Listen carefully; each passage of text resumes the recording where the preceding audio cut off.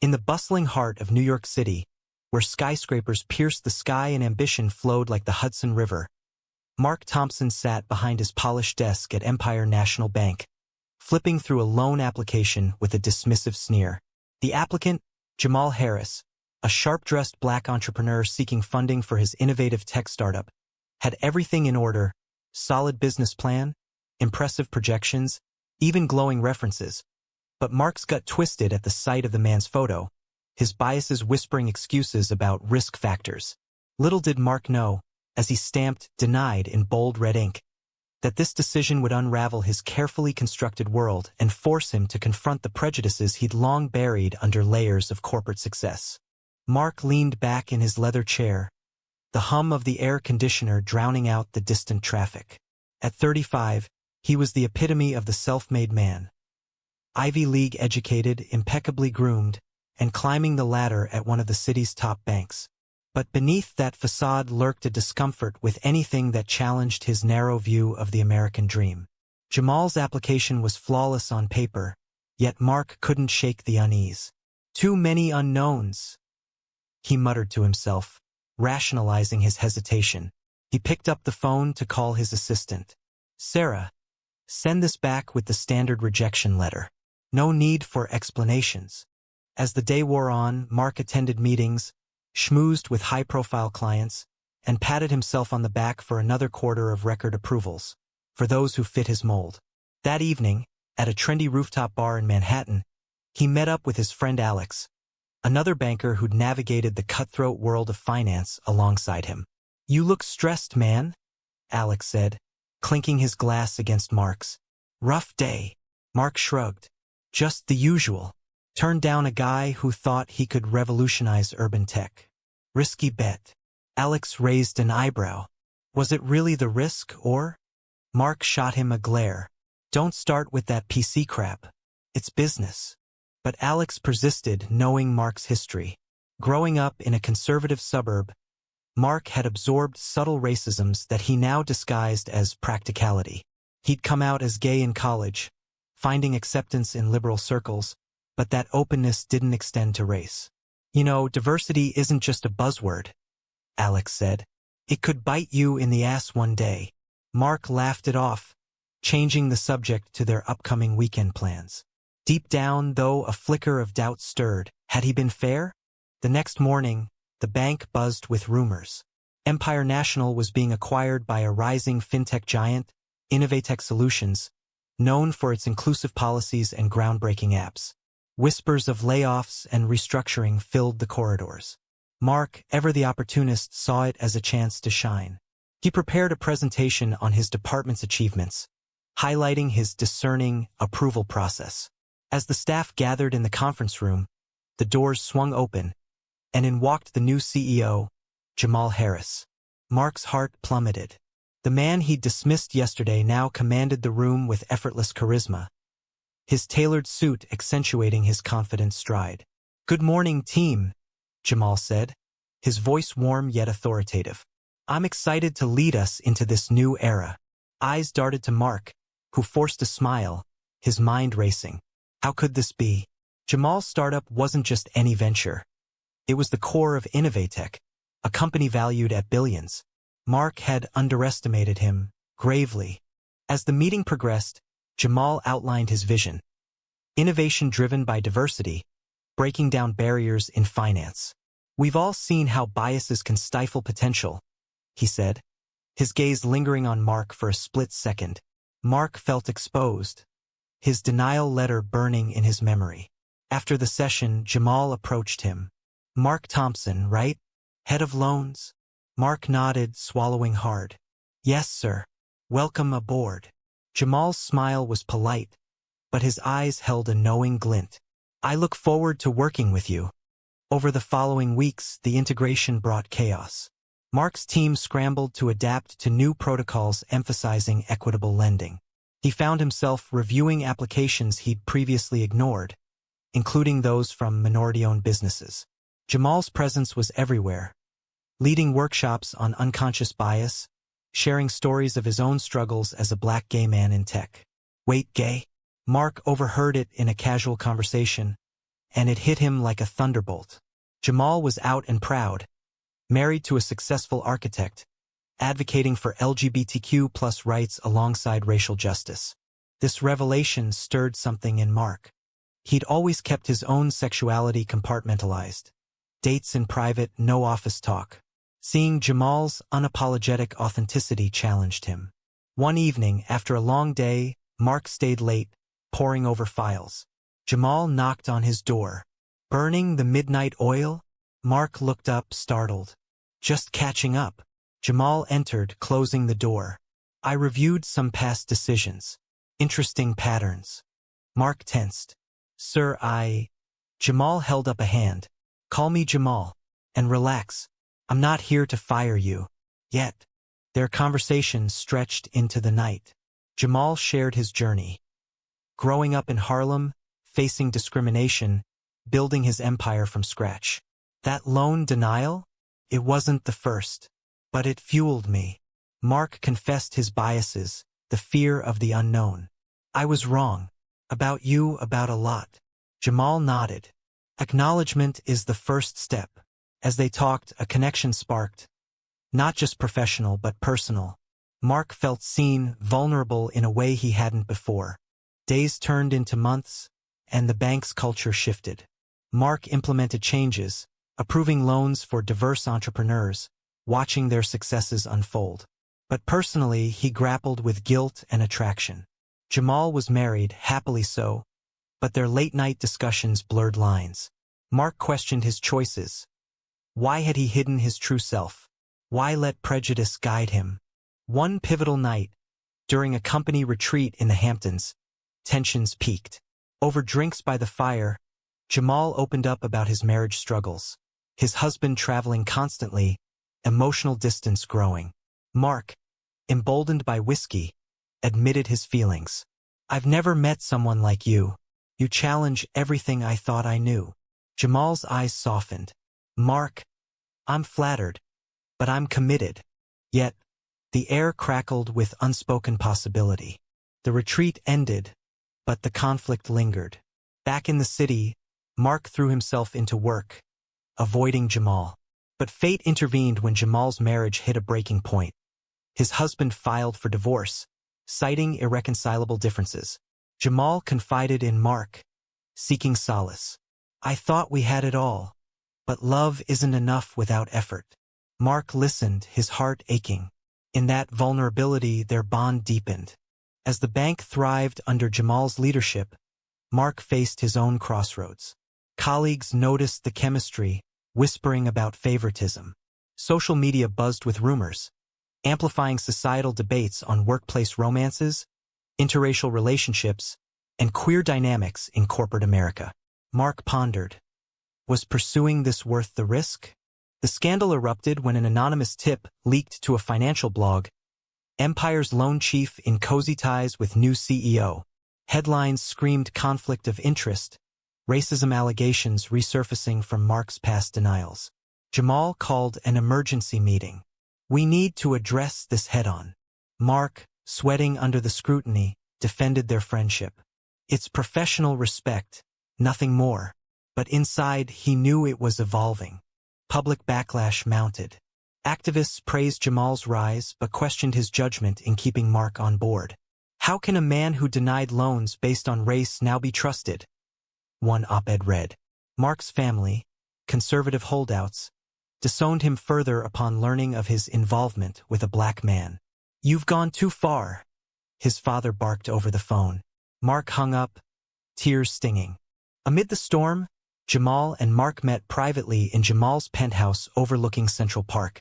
"This is messing with my head," Mark admitted. "I never meant to drag you down." Jamal poured them scotch. "Life's messy, Mark, but you've changed. That's what matters." As they talked, barriers crumbled. Jamal revealed his own doubts about love post-divorce. "I thought I had it figured out, but maybe I don't." Their first kiss happened unexpectedly. A moment of raw emotion after hours of soul-bearing. It wasn't passionate fire but gentle understanding. Two men finding solace in shared pain. They pulled back, breathless. "What are we doing?" Mark whispered. Jamal smiled sadly, figuring it out. The relationship blossomed in secret, stolen lunches, weekend getaways to upstate cabins. Mark discovered joy in Jamal's world, vibrant Harlem jazz clubs, community events where diversity wasn't token but celebrated. He confronted his prejudices head-on, volunteering at LGBTQ+ centers for people of color. "I was blind," he told Jamal one night, wrapped in sheets. "You opened my eyes." But secrets don't stay hidden. A colleague spotted them at a gala hand in hand. The next day, board members demanded explanations. "This could tank our reputation," one said. Jamal stood firm. "My personal life is mine. Mark's work speaks for itself." Yet pressure built. Investors threatened pullouts, citing instability. Mark faced an ultimatum from the board: resign or end the relationship. "It's us or your job," they implied. Torn, he confided in Alex. "What do I do? I finally found something real." Alex sighed. "Love or career? Classic dilemma.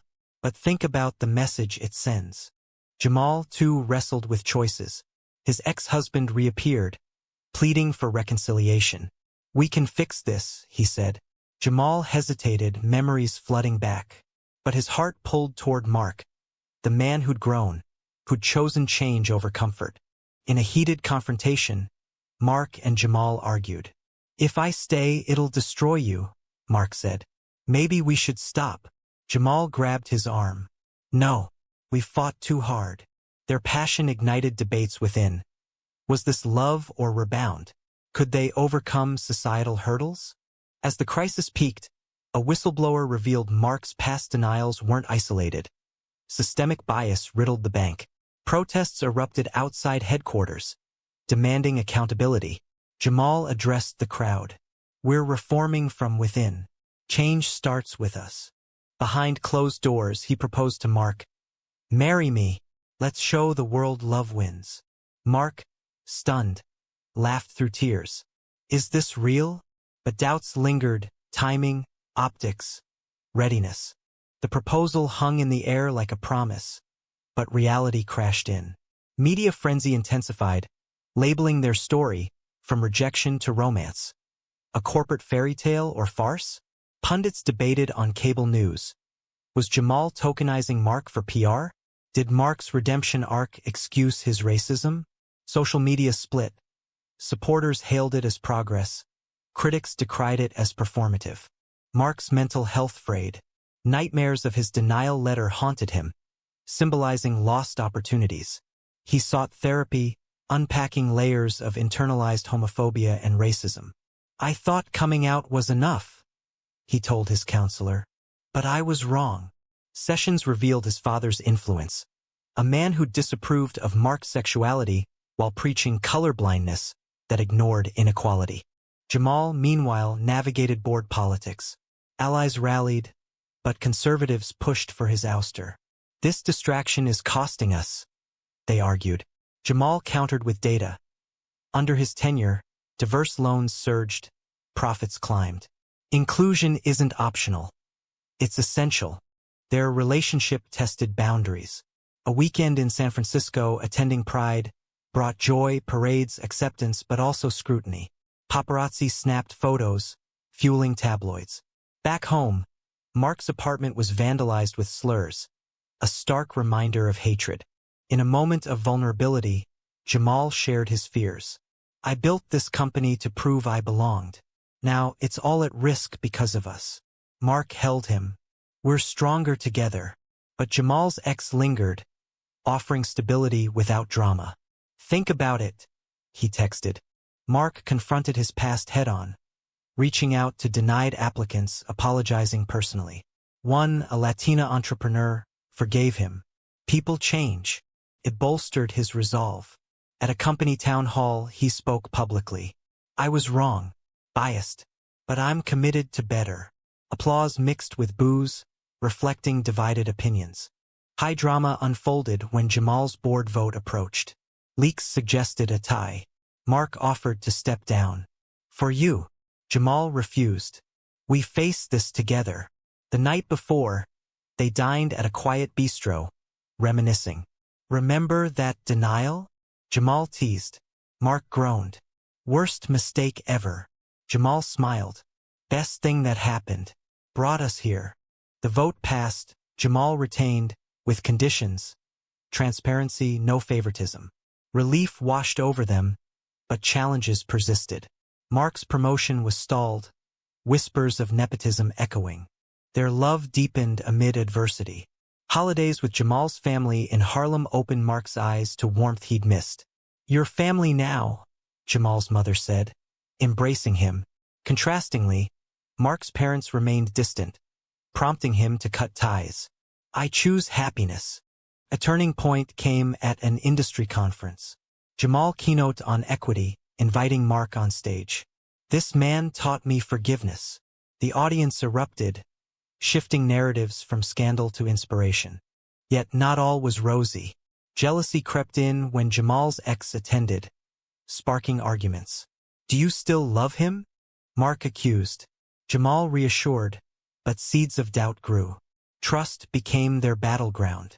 As winter blanketed the city, they planned a quiet engagement party.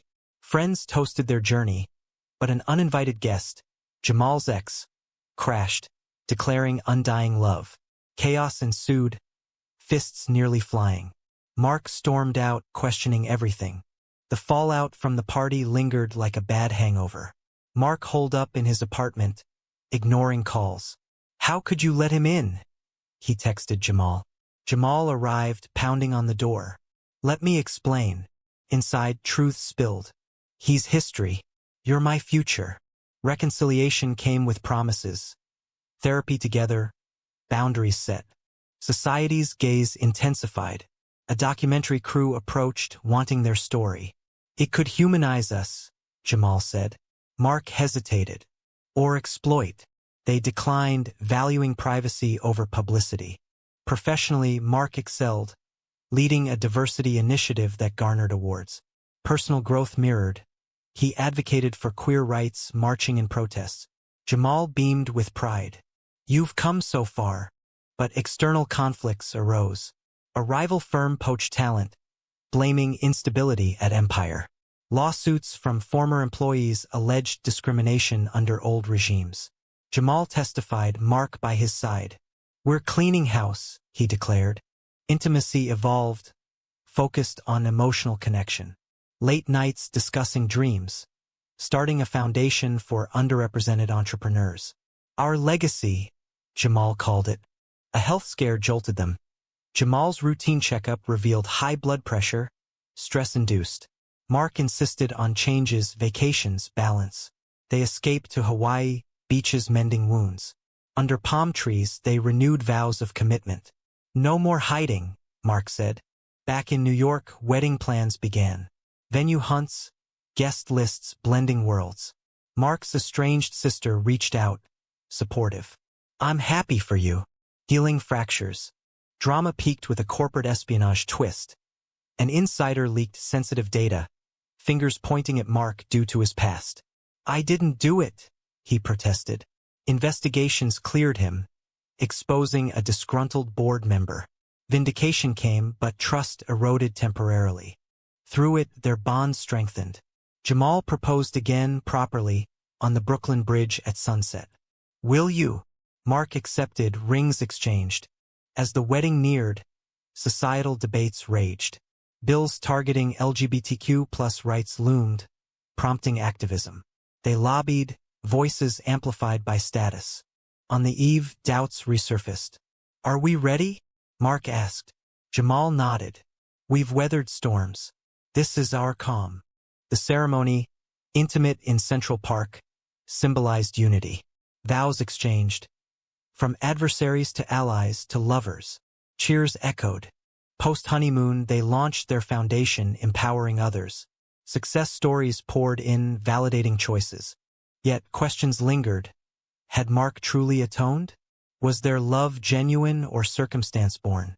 Years passed, their marriage a beacon in turbulent times. Empire flourished, a model for inclusive finance. Mark, now COO, championed reforms. Jamal, ever the visionary, expanded globally. But life threw curveballs. Adoption discussions arose, desiring family. Processes grueling, biases surfacing. Two gay men, one black, one white challenging. Agencies noted. They persevered, welcoming a biracial daughter, Mia. Parenthood transformed them, priorities shifting. Conflicts didn't vanish. Mia faced bullying, echoing their struggles. Why two dads? Kids taunted. Mark and Jamal educated, fostering resilience. Love makes a family, they taught. Professionally, a recession hit. Layoffs loomed. Mark advocated for equitable cuts, clashing with Jamal's pragmatism. We can't save everyone, Jamal said. Mark pushed back. But we try. Compromises forged, relationship tested but intact. Aging brought reflections. Anniversaries celebrated milestones, from denial to devotion. That lone rejection was fate, Jamal mused. Mark agreed. Best no I ever gave. Social issues evolved, but prejudices persisted. They mentored young queer professionals of color, sharing wisdom. Choose authenticity, Mark advised. In quiet moments, Mark pondered paths not taken. What if he'd approved the loan? No meeting, no love. Regret turned gratitude. Their story inspired books, talks. Yet, critics persisted. Privileged redemption. They addressed, change is ongoing. As Mia grew, she questioned origins. How did you meet? Storytelling ensued, edited for innocence. Daddy said no to Papa's idea. Then Papa became boss. Laughter followed. Legacy solidified with the Harris Thompson Foundation. Funding dreams denied. Successes. Startups thriving, lives changed. In twilight years, health faltered. Jamal's heart condition worsened. Mark cared tirelessly. You're my everything. Final days. Bedside promises. Love eternally. Jamal passed peacefully, leaving Mark to carry on. Grief profound, but purpose renewed. Mia, now adult, continued work. Mark's memoir chronicled their saga, sparking debates anew. Was true redemption possible for someone like Mark, or was his transformation merely convenient?